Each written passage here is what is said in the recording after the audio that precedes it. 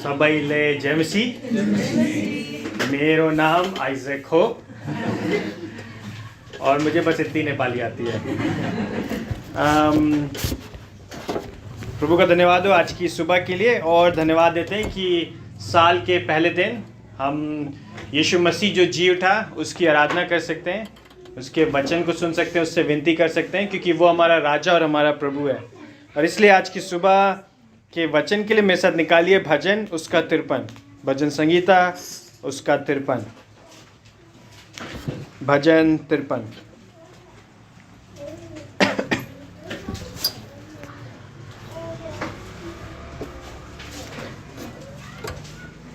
साम 53, भजन 53, और मैं इसको आपके लिए पढ़ूंगा। यहाँ इस प्रकार लिखा है।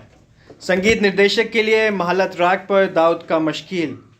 मूर्ख ने अपने मन में कहा, परमेश्वर है ही नहीं, वो भ्रष्ट है। उन्होंने अधर्म के घृणित कार्य किए हैं, ऐसा कोई नहीं जो भलाई करता हो। परमेश्वर ने स्वर्ग से मनुष्य की संतान पर दृष्टि की कि देखे कि कोई समझदार, कोई परमेश्वर का खोजी है या नहीं। वे सब के सब भटक गए हैं, सब ही भ्रष्ट हो गए हैं, कोई भी नहीं जो भलाई करता हो, एक भी नहीं। क्या उन दुष्कर्मियों को कुछ भी ज्ञान नहीं जो मेरे लोगों को ऐसे खा जाते हैं जैसे रोटी, और कभी परमेश्वर का नाम नहीं लेते। जहाँ भय का कोई कारण न था वहाँ वे अत्यंत भयभीत हुए, क्योंकि परमेश्वर ने उसकी हड्डियों को जो तेरे विरुद्ध छावनी डाले था तितर बितर कर दिया। तो उन्हें लज्जित कर दिया क्योंकि परमेश्वर ने उन्हें त्याग दिया था। भला होता कि इज़राइल का उद्धार सियोन से निकलता, जब परमेश्वर बंधुआई में पड़ी अपनी प्रजा को लौटा ले आए। तो याकूब आनंद मनाए और इज़राइल मग्न हो। आइए प्रार्थना करें। परमेश्वर पिता, हम आपकी आराधना करते हैं, प्रशंसा करते हैं, क्योंकि आप जीवित सच्चे परमेश्वर हैं और आपके जैसा और कोई नहीं है। और जो आपका वचन है वो जीवित है, वो सच्चा है, वो अटल है, वो सिद्ध है, उसमें कोई त्रुटि नहीं है।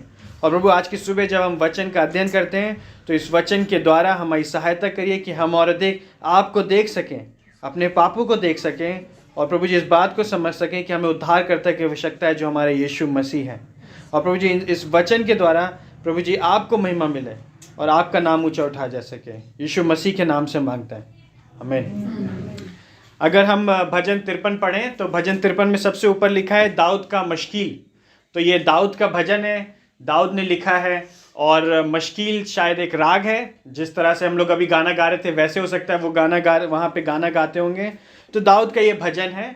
अगर आप भजन 14 पढ़ेंगे तो भजन 14 में भी ऐसी ही बात लिखी है, जहाँ पे वो बात कर रहा है कि मूर्ख अपने मन में कह रहा है कि परमेश्वर है ही नहीं। और जब हम इन बातों को इस पूरे भजन को पढ़ते हैं तो हम बार बार इस बात को पाते हैं कि यहाँ पे परमेश्वर के न्याय की बात हो रही है। तो कुछ लोग हैं जो परमेश्वर से विद्रोह कर रहे हैं, वो मान के चल रहे हैं कि परमेश्वर है नहीं, और फिर पर वो लोग जो हैं जिसके कारण उनके ऊपर परमेश्वर का न्याय आ रहा है। तो अगर आप भजन में देखेंगे तो यहाँ पे बार बार भजनकार कह रहा है कुछ मनुष्य हैं जो मूर्खता की बात कर रहे हैं, जिनमें जिनका कोई अर्थ नहीं है। वे दुष्टता की बात कर रहे हैं, भ्रष्टता की बात कर रहे हैं, परमेश्वर से विद्रोह करने की बात कर रहे हैं।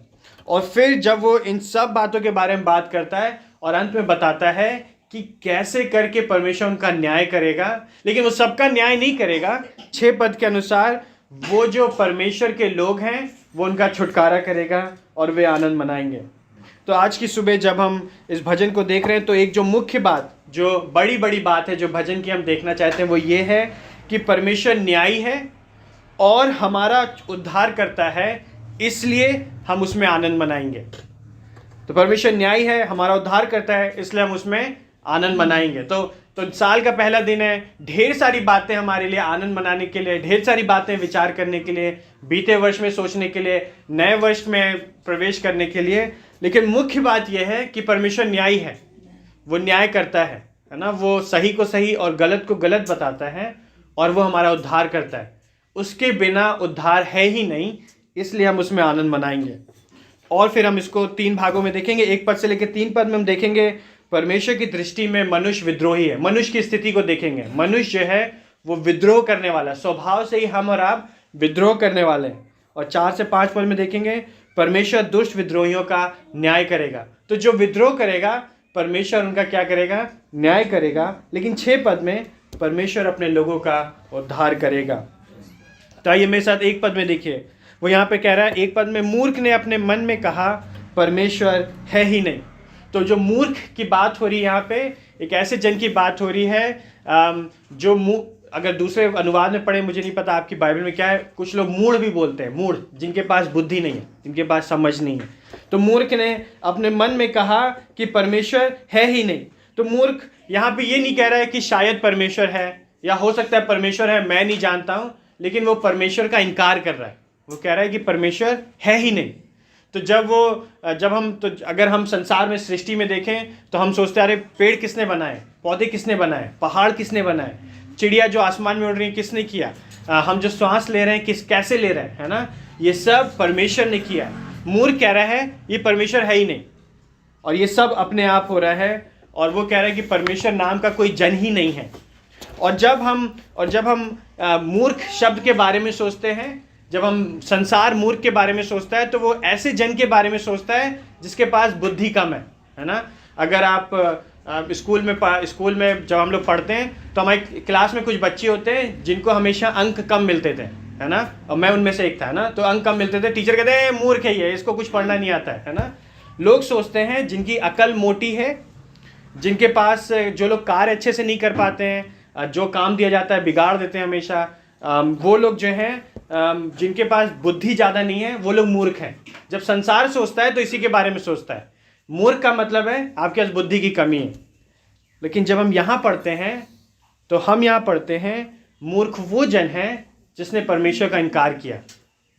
हम और आप जो लोग यहाँ बैठे हैं, हम सब जानते हैं कि संसार में हमसे अधिक लोग बुद्धिमान हैं, हमसे अधिक लोग मैथ में अच्छे हैं, पढ़ाई में अच्छे हैं, काम करने में अच्छे हैं, गाड़ी चलाने में अच्छे हैं, बड़े बड़े अधिकारी लोग हैं, वो सब के पास बुद्धि हमसे ज़्यादा है। लेकिन जब बाइबल मूर्ख होने की बात करता है तो वो उनकी बात करता है जो लोग परमेश्वर का, एकमात्र जीवित परमेश्वर जो बाइबल का परमेश्वर है, उसका इनकार करते हैं और कहते हैं वो है ही नहीं। और बाइबल कह रही है वे लोग जो हैं मूर्ख हैं, उनके पास बुद्धि की कमी है, उनके पास समझ नहीं है। और अगर हम नीति वचन उसके 7 अध्याय उसके 9 पद में पढ़ें तो वहाँ परमेश्वर का वचन लिखा है, परमेश्वर का भय मानना बुद्धि का आरंभ है। तो कैसे पता हमें कि हम मूर्ख हैं कि नहीं मूर्ख हैं? अगर हम परमेश्वर को, जो संसार का सृष्टि करता है, उसको मान रहे हैं कि नहीं मान रहे हैं। जैसे कि नीति वचन में लिखा है, परमेश्वर का भय मानना बुद्धि का आरंभ है। तो समस्या ये नहीं है कि लोग संसार में क्या सोचते हैं परमेश्वर के बारे में। समस्या ये है कि हम और आप परमेश्वर के बारे में क्या सोचते हैं। और हमें और आपको सोचना है कि हम परमेश्वर से अलग हो करके, परमेश्वर से दूर हो करके हम जीवन नहीं जी सकते। अगर हम परमेश्वर से अलग हो करके, परमेश्वर से दूर हो करके जीवन जिएंगे तो इसका मतलब है कि हम अपने आप को क्या ठहरा रहे हैं? मूर्ख ठहरा रहे हैं, क्योंकि हम अपने मन में कह रहे हैं कि परमेश्वर है ही नहीं। और जब मूर्ख ये कहता है कि परमेश्वर है ही नहीं, तो वो इस बात को भूल जाता है कि जिसने संसार को बनाया है, जिसने जीवन दिया है, जिसने आपको और मुझको बनाया है, वो इस संसार का अधिकारी है और राजा है। ये सब चीज़ें अपने आप नहीं हो गई, ये परमेश्वर ने बनाई है। परंतु दुख की बात यह है कि कई बार लोग परमेश्वर के, जो परमेश्वर है, उसके होने का इनकार करते हैं। लोग सोचते हैं कि हम और आप प्रतिदिन का जीवन अपने आप जी लेंगे, है ना। तो मान लीजिए आप कल रात में सोए 31 दिसंबर को, आपको नहीं पता था कि आज की सुबह आप देखेंगे कि नहीं देखेंगे, लेकिन आज की सुबह आप और हम इसलिए जीवित हैं क्योंकि परमेश्वर है, क्योंकि उसने हमको और आपको संभाला है ना। दुनिया में ऐसे बहुत से लोग हैं जिन्होंने आज का दिन नहीं देखा, 1 जनवरी उन्होंने नहीं देखी 2023 की, लेकिन हमने और आपने देखी क्योंकि परमेश्वर है। अगर परमेश्वर हमारे किन्हीं भी बातों पर नियंत्रण ना करें और अपनी नज़र को, अपनी आँख को आपके और मेरे ऊपर से फेर दे, तो हम क्षण भर में ऐसे गायब हो जाएंगे, पता भी नहीं चलेगा और हम और आप चले जाएंगे।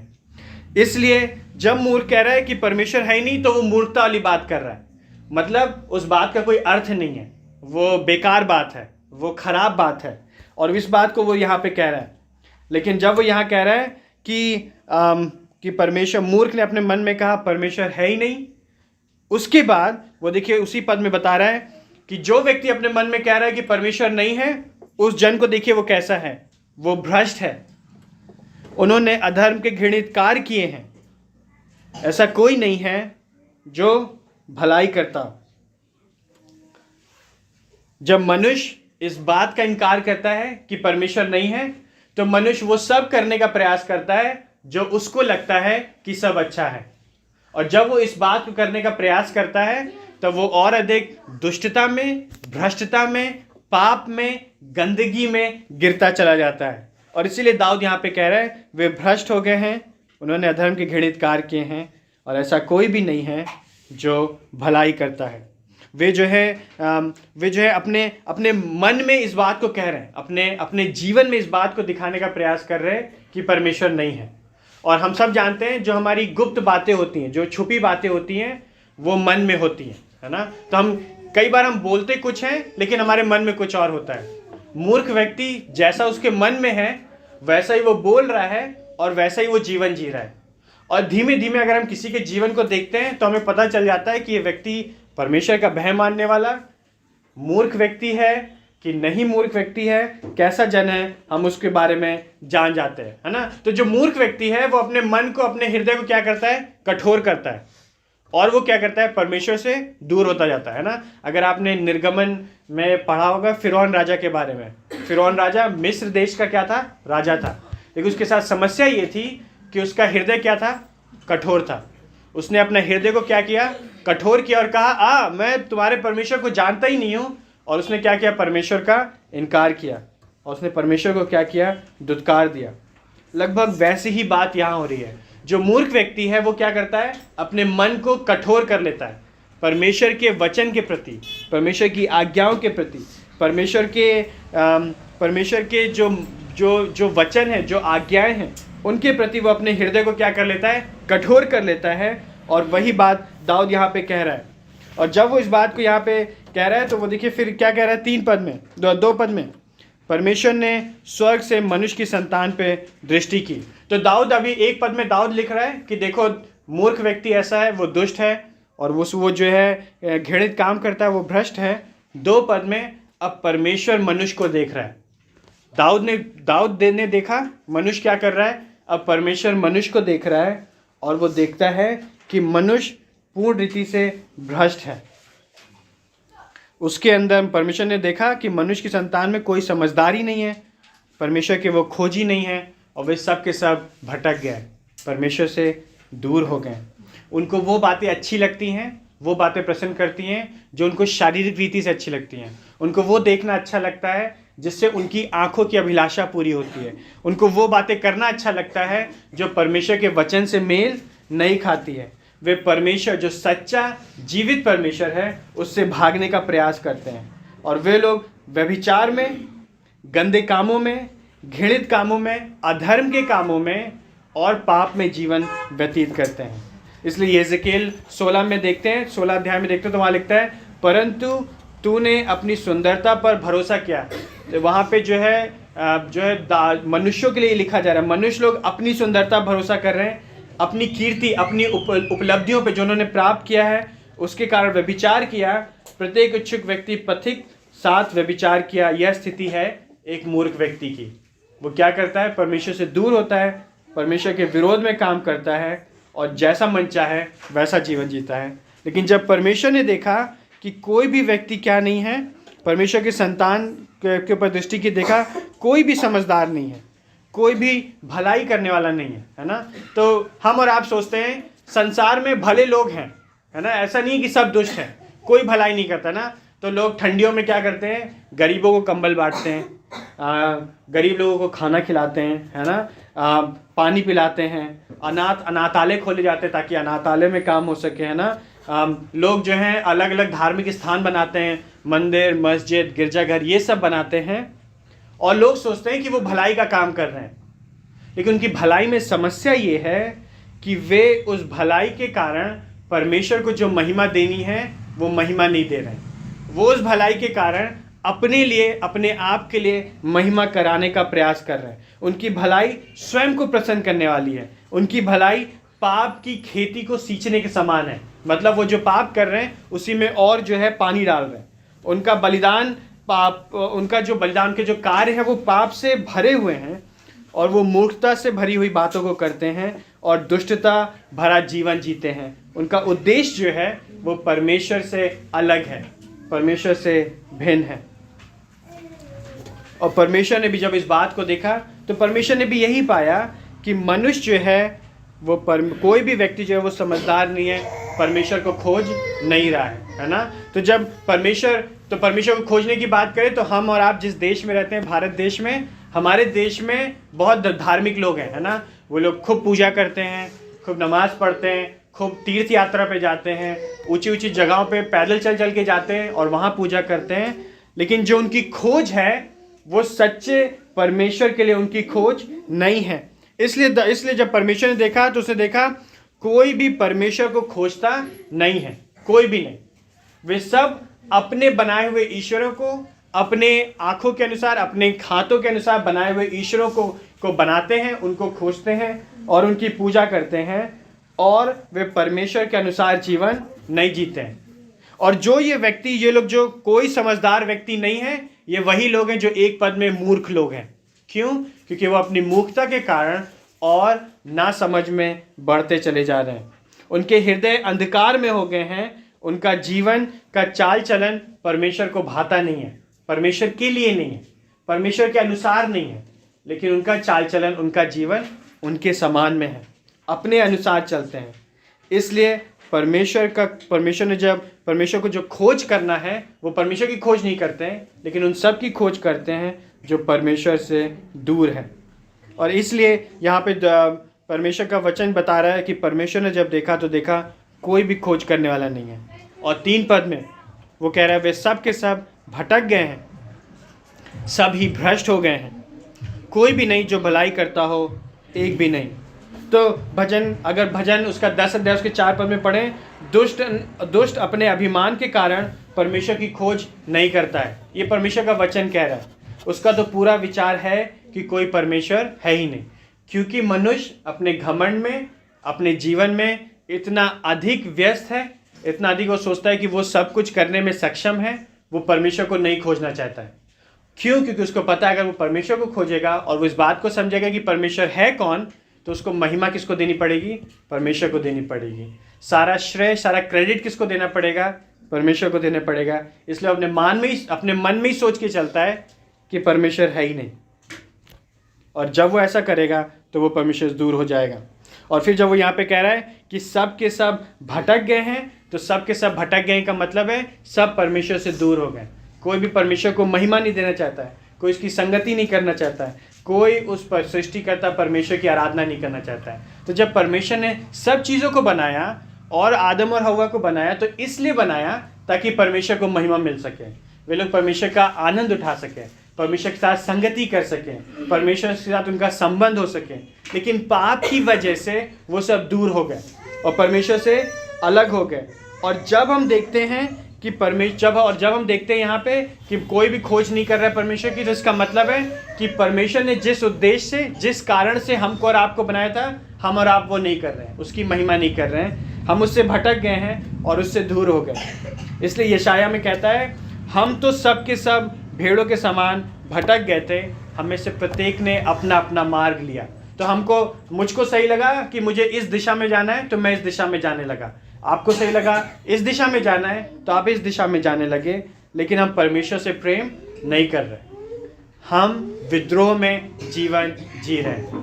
तो जब 1, 2 और 3 पद में हम देखते हैं तो हम इस बात को पाते हैं, मनुष्य ने विद्रोह किया, आपने और हमने क्या किया है? विद्रोह किया है। और अगर हम अपने जीवनों में झांकें तो हम पाएंगे कि हमने अपने जीवन में क्या किया है? विद्रोह किया है ना। तो हमें और आपको बहुत बड़ा इंजीनियर बनने की ज़रूरत नहीं है, बहुत बड़ा ऑफिसर बनने की, अधिकारी बनने की ज़रूरत नहीं है।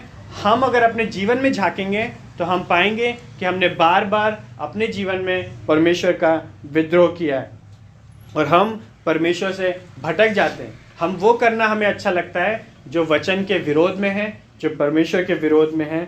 और हम जानते हैं इन सब के कारण हम परमेश्वर के विरोध में पाप करते हैं। और पाप क्या है? पाप है प्रत्येक बात जो हम सोचते हैं, जो हम करते हैं और हम जो बोलते हैं, परमेश्वर के विरोध में वो पाप है। और बार बार हम जानते हैं कि हम और आप अपने आप में, अपने स्वयं में परमेश्वर के बिना कुछ भी नहीं है। तो अगर हम अपने जीवनों को जांचें, अगर हम अपने जीवनों को देखें, तो हमने कई बार जाने अनजाने में परमेश्वर अपने मन में कहा है कि परमेश्वर मूर्ख है। तो हम सब यहाँ जो बैठे हैं, मैं विश्वास करता हूँ हम विश्वासी हैं, या हमने यीशु मसीह के बारे में सुना है, हम कभी भी अपने मुंह से नहीं बोलेंगे कि परमेश्वर मूर्ख है। लेकिन कई बार हमने जानबूझकर और अनजाने में ऐसे जीवन जिया है कि हमने बोला है परमेश्वर मूर्ख, कि परमेश्वर है ही नहीं, और हमने अपने आप को मूर्ख ठहराया है। तो हम जो है जल्दी से उन कामों को करने का प्रयास करते हैं जो हमें अच्छी लगती हैं। उन बातों के बारे में नहीं सोचते हैं जो परमेश्वर का वचन हमें सिखाता है, और हम धीमे धीमे करके परमेश्वर से दूर हो जाते हैं। और हम इतना अधिक अपने कामों में, अपने जीवन में, अपने व्यवसाय में, कार्यों में इतना अधिक व्यस्त हो जाते हैं कि हम परमेश्वर की ओर ध्यान भी नहीं देते हैं कि वो परमेश्वर है जो सृष्टि करता है, वो परमेश्वर है जो हमको हमेशा संभालता है, उसी के लिए हमको अपना जीवन जीना है। और इसलिए हमें और आपको प्रार्थना करना चाहिए कि परमेश्वर हमें और आपको परमेश्वर के विरोध में जीवन जीने से बचाए। और वो कैसे होगा? जब हम परमेश्वर के वचन में जीवन व्यतीत करेंगे, जब हम उससे प्रार्थना करेंगे और उससे प्रार्थना करें, उसके वचन को पढ़ेंगे। ना केवल ये, लेकिन हम 4 से लेकर के 5 पद में देखते हैं कि परमेश्वर दुष्ट लोगों का न्याय करेगा। तो परमेश्वर जो है वो न्यायी परमेश्वर है। तो जो सही है वो सही है, और जो गलत है वो गलत है ना। तो हम और आप जानते हैं कई बार हमारे भारतीय समाज में जो न्यायालय का जो प्रणाली है, जो जस्टिस है ना, वो हमेशा सही नहीं होता है ना। बहुत जल्दी हम लोग क्या करते हैं, न्याय को बिगाड़ देते हैं, है ना। चाहे थोड़ा सा पैसा दे करके या थोड़ी सी किसी से थोड़ा सोर्स लगवा करके हम न्याय को बिगाड़ देते हैं। लेकिन परमेश्वर ऐसा नहीं है। परमेश्वर जानता है सही क्या है और गलत क्या है, और उसके अनुसार वो क्या करता है, उसके अनुसार कार्य करता है। तो अगर हम विद्रोह करेंगे तो ऐसा नहीं है कि हम चुप्पे से बच के निकल जाएंगे, है ना। कई बार हम लोग ट्रैफिक रूल तोड़ देते हैं ना, सोचते हैं किसी ने देखा तो नहीं, और हम चुप्पे से निकल जाते हैं ना। परमेश्वर ऐसा नहीं करता है।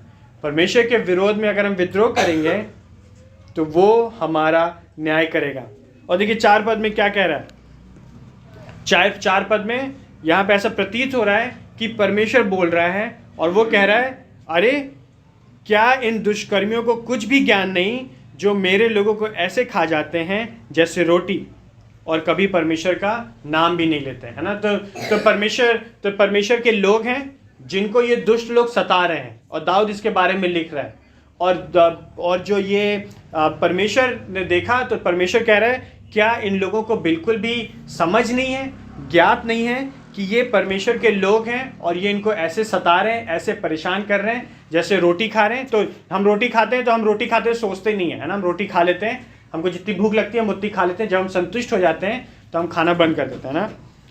वो यहाँ पे कह रहा है, ये लोग ऐसे उनके साथ व्यवहार कर रहे हैं, दुष्टता का व्यवहार कर रहे हैं, जैसे कोई फर्क ही नहीं पड़ता है। जैसे आम जीवन हम जीते हैं वैसे ही ये लोग क्या कर रहे हैं, ये लोग उनका मजाक उड़ा रहे हैं, परमेश्वर के लोगों का मजाक उड़ा रहे हैं। ये दुष्ट लोग उनका ठट्टा उड़ा रहे हैं, उनको परेशान कर रहे हैं। और दिन में कई बार, है ना, भोजन हम बार बार करते हैं ना, दिन में 3 बार तो करते हैं ना, पता नहीं हमारी तरफ 3 बार करते हैं, दिन में 3 बार तो भोजन करते हैं ना।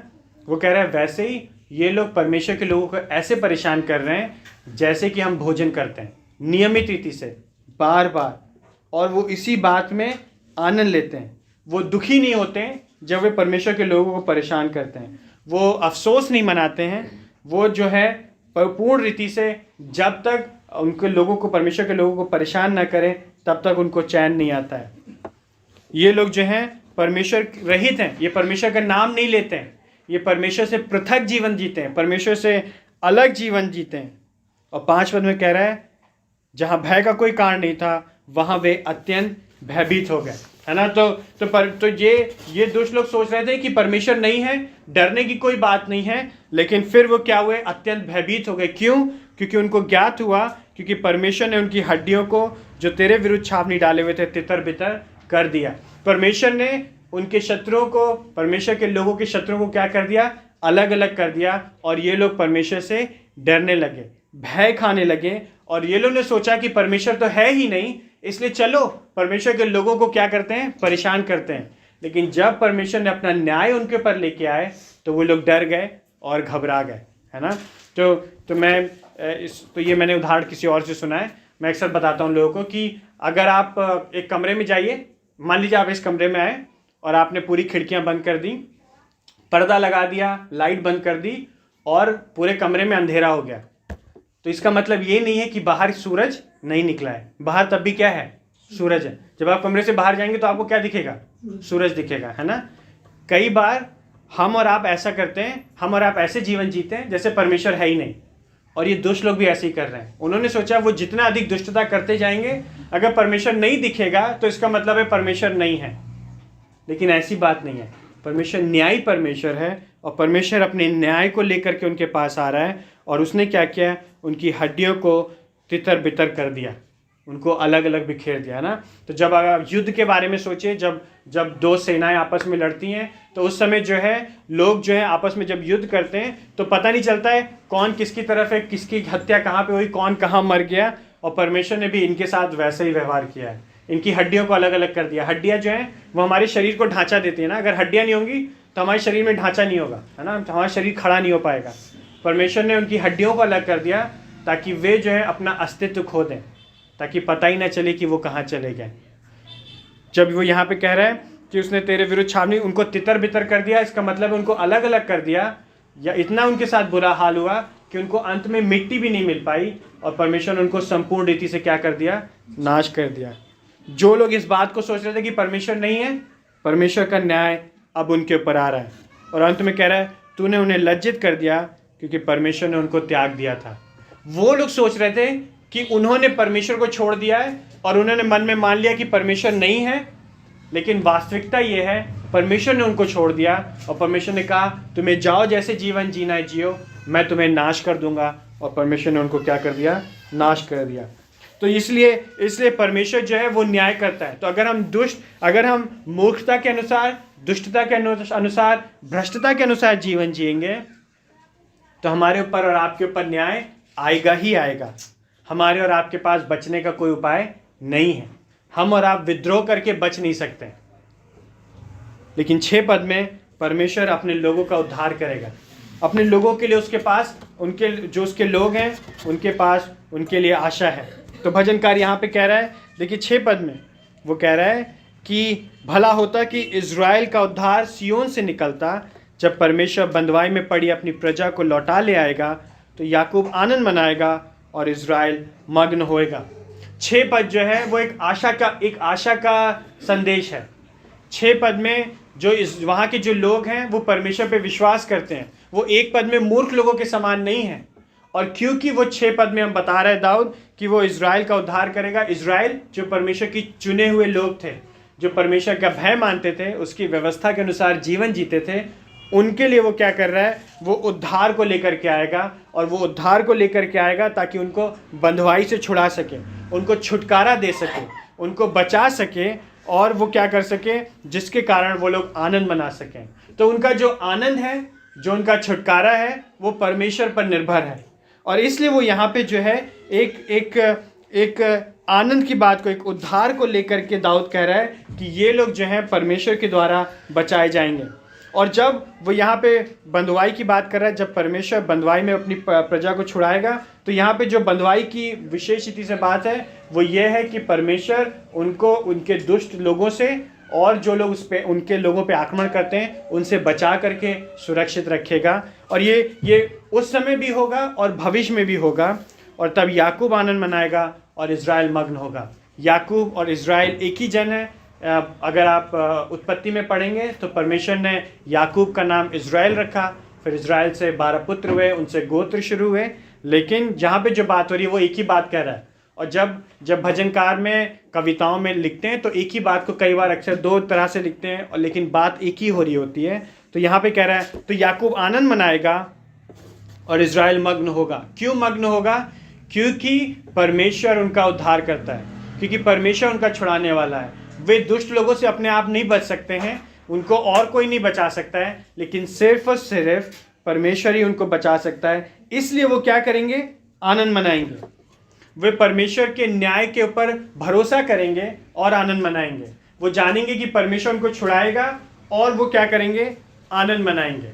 और इसलिए विश्वासी लोग जो आप और हम हैं, हमारे पास एक ढेर सारी आशा है कि यद्यपि कई बार हम विश्वासी होने के कारण लोग हमारा मजाक उड़ा सकते हैं, हमसे बातचीत करना बंद कर सकते हैं, हमसे अच्छा व्यवहार नहीं करते हैं, लेकिन फिर भी हमारे पास आनंद की बात यह है कि यीशु मसीह में होकर के हमें उद्धार मिला है और हमें छुटकारा मिला है, क्योंकि वही हमको क्या दे सकता है? उद्धार दे सकता है और छुटकारा दे सकता है। तो जो भजन 53 में जो दाऊद बात कर रहा है, वो इस बारे में बात कर रहा है कि लोग जो हैं वो दुष्टता का जीवन जी रहे हैं, विद्रोह का जीवन जी रहे हैं, जिसमें आप और हम भी शामिल थे एक बार जब हम उसके विरोध में जीवन जी रहे थे। लेकिन परमेश्वर न्याय करेगा और उनको नाश कर देगा, लेकिन अपने लोगों को क्या करेगा? बचा के रखेगा। और अगर हम नए नियम से देखें तो नए नियम में अगर हम पाएं तो रोमियो उसके 3 अध्याय 10 और 12 पद में भी यही बात लिखी है। जब पौलुस वहां पे लिख रहा है तो वो कह रहा है कोई भी धर्मी नहीं है, एक भी नहीं, कोई समझदार नहीं, कोई भी नहीं जो परमेश्वर को खोजता है। सब के सब भटक गए हैं, वे निकम्मे बन गए हैं, कोई भलाई करने वाला नहीं, एक भी नहीं।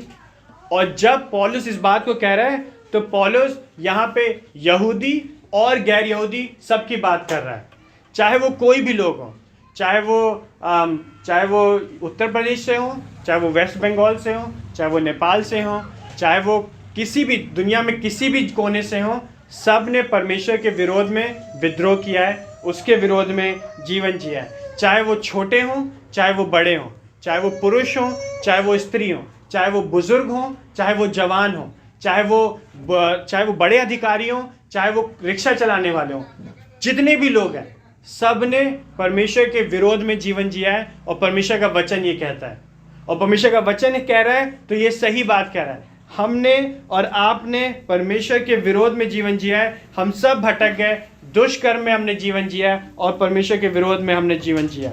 हम भ्रष्ट थे, विद्रोही थे और घृणित थे। हमें और आपको मर जाना चाहिए था, हमें और आपको नाश हो जाना चाहिए था, लेकिन यीशु मसीह की वजह से आप और हम बचाए गए। जो उद्धार हमको मिला है वो हमारे कार्यों की वजह से नहीं मिला है, हमारे भले कामों की वजह से नहीं मिला। इसलिए नहीं मिला क्योंकि हम चर्च आते हैं, इसलिए नहीं मिला क्योंकि हम दान देते हैं, इसलिए नहीं मिला क्योंकि हम प्रभु से प्रार्थना करते हैं। हमें उद्धार इसलिए मिला है क्योंकि यीशु मसीह आपके और मेरे पापों के लिए मर गए। वो जो सृष्टि करता था वो इस संसार में आ गया, मनुष्य बनकर के पूर्ण रीति से मनुष्य, आपके और मेरे समान 100% पूर्ण रीति से मनुष्य बनकर के आ गया। उसने सिद्ध जीवन जिया, पवित्र जीवन जिया, उसने कभी दुष्टता नहीं की, उसने कभी मन में नहीं कहा कि वो मूर्ख है, परमेश्वर है ही नहीं, उसने कभी भ्रष्टता नहीं की, उसने कभी पाप में जीवन नहीं जिया। लेकिन दुख की बात यह, उसने सब कुछ ये नहीं किया, लेकिन फिर भी उसको क्रूस पे चढ़ा दिया गया। क्यों? आपकी और मेरी दुष्टता के लिए, आपकी और मेरी भ्रष्टता के लिए, जो हमने और आपने किया था। हमें मरना चाहिए था। जो परमेश्वर ने हड्डियों को तितर बितर किया है वो हमारा और आपका होना चाहिए था, लेकिन परमेश्वर ने अपना पूरा प्रकोप अपने पुत्र के ऊपर डाल दिया उस क्रूस पे, ताकि आप और हम बचाए जा सकें, ताकि हम और आप बच सकें उस अनंत प्रकोप से। और हमारे पास आशा हो, एक दिन हम प्रभु के साथ होंगे, हम आनंद मनाएंगे और हम उत्साह मनाएंगे, क्योंकि यीशु मसीह हमारे और आपके पापों के लिए मर गया। तो वो मारा गया, गाड़ा गया और तीसरे दिन जी उठा, इसलिए ताकि आपको और हमें उद्धार मिल सके। ये है आनंद की बात। और अगर हम इस बात में आनंद नहीं मनाएंगे तो हम किसी बात में आनंद नहीं मनाएंगे, है ना। हमारे और आपके साथ समस्या ये है कि हम लोग छोटी छोटी बातों में जल्दी आनंद मनाने लगते हैं ना। नया फोन मिल जाए, नई गाड़ी मिल जाए, नए घर में चले जाए, नया सोफा आ जाए, है ना, नए साल में चले गए, हम इन छोटी छोटी बातों में जल्दी से आनंद मनाते हैं और हम भूल जाते हैं इन बातों का अनंत जीवन से कुछ संबंध नहीं है। लेकिन हम उस बड़े आनंद को भूल जाते हैं जो यीशु मसीह ने आपके और मेरे लिए रखा है। प्रभु यीशु मसीह के द्वारा हमें और आपको मिलना है, जो कभी नहीं खोएगा, जो कभी कोई हमसे छीन नहीं सकता, जो कभी पुराना नहीं होगा, जो कभी कोई हमसे ले करके किसी और को नहीं दे सकता। वो आनंद ना तो कोई हमें दे सकता है, ना तो वो कोई हमसे ले सकता है, और वो सबके लिए आनंद है। और इसलिए जब हम इस नए साल में प्रवेश कर रहे हैं तो हमें और आपको सोचना है कि हम खोज किसकी कर रहे हैं, है ना। हमारे खोज करने की इच्छा क्या है कि क्या नहीं है। हमें और आपको खोजना चाहिए, हम और अधिक परमेश्वर के बारे में जानना चाहते हैं, तो उसके लिए क्या करना पड़ेगा? वचन पढ़ना पड़ेगा। और अधिक परमेश्वर का वचन हमारे हृदय में बसने पर, है ना, और अधिक हमें प्रार्थना करना चाहिए कि प्रभु हमें पाप से लड़ना सिखाए इस नए साल में, और अधिक हम अपनी आशा को पकड़े रहें, और अधिक हम उसके लिए जीवन जी सकें 2023 में, क्योंकि 2022 चला गया और हम सब जीवित हैं, प्रभु का धन्यवाद हो। 2023 में हम में से नहीं पता हम में से कितने लोग जीवित होंगे या जितने लोग जीवित नहीं होंगे, क्योंकि जीवन छोटा है। लेकिन जितना भी प्रभु ने जीवन दिया है, प्रभु हमारी सहायता करे कि हम विद्रोह में जीवन ना जिए, लेकिन हम उसके साथ उसकी आराधना करते हुए जीवन जिए, उसको महिमा दें। हमारा और आपका आनंद भविष्य का आनंद है। तो यहाँ पे हम अपने परिवार के साथ मिलते हैं, कलीसिया में मिलते हैं, तो हम आनंदित होते हैं। लेकिन जो हमारा जो सबसे स्थायी आनंद है, जो कभी खत्म नहीं होगा, वो भविष्य का आनंद है। विश्वासी लोग जो आप और हम हैं, हम लोग भविष्य के लोग हैं। हम लोग भविष्य की बातों पे ध्यान देते हैं। हम लोग आशा पे अपनी ध्यान देते हैं, और हम ये जानते हैं कि यहाँ का जीवन हम जिएंगे और हमारा जीवन समाप्त हो जाएगा। यहाँ का आनंद हम पाएंगे और ख़त्म हो जाएगा, लेकिन वो आनंद जो है वो कभी ख़त्म नहीं होगा। इसलिए विश्वासी लोग परमेश्वर के न्याय और उसके उद्धार में क्या करेंगे? आनंद मनाएंगे, आप और हम। इससे बड़ा हमारे पास कोई आनंद नहीं है। तो 1 तारीख आज है, आज ख़त्म हो जाएगी, 2 तारीख आएगी, ख़त्म हो जाएगा, महीना ख़त्म होगा, 6 महीने ख़त्म होंगे, साल ख़त्म हो जाएगा, हमारा आनंद नहीं ख़त्म होगा, क्योंकि यीशु मसीह न्यायी है और वो उद्धार करता है। आइए हम प्रार्थना करें।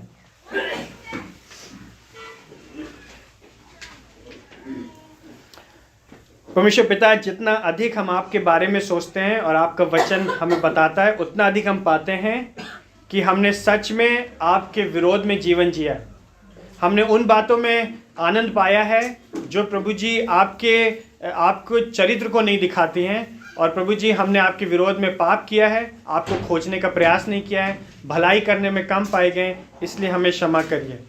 हमारी सहायता करिए कि इस वर्ष हम और अधिक आनंदित हों, हम में से प्रत्येक लोग, और उस आशा को पकड़े रहें जो आपने हमारे लिए रखी है। प्रभु जी हमारी सहायता करिए कि हम भविष्य को देखने वाले लोग हो सकें। हमारी आंखों को ऊपर की ओर उठाइए, ना कि यहाँ की ओर लगा करके हमें पाप करने से बचाइए। धन्यवाद देते हैं कि प्रभु यीशु मसीह की वजह से हमारे पास आनंद है। इस आशा के लिए, इस आनंद के लिए, यीशु मसीह के बलिदान के लिए आपको धन्यवाद देते हुए ये प्रार्थना यीशु मसीह के नाम से मांगता है। आमीन।